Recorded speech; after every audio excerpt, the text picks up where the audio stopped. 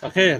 28 د مئی د نن نه 94 کاله وړاندې په ټکر مردان کې چې هغه وخت د برټش انډیا حصه وه، د قصهخانۍ د بدې پیښې نه وروسته دا یوه بله خونړۍ پیښه وه.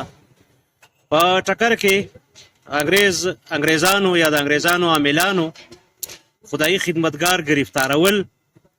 د هغې په مزاحمت کې مقامي خلکو په انګریزانو ډزې وکړې او مرفي نومې یو انګریز افسر چې دی هغه ووژل شو.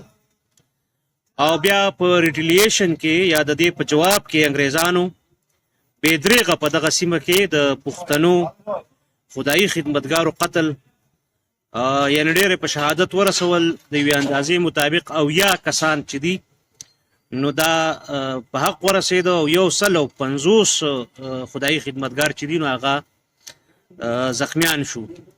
دا د نن نه پوره 94 کاله 94 years وړاندې یعنی په 1913 کې په 28 د مئی بیا د پښتو یو ډېره مشهوره فولکلور سندره ده چې په خپله سردار علي ټکر چې د دغې سیمې اوسېدونکی دی هغه هم ویلي ده په ټکر جنګ دی ګولۍ ورېږي.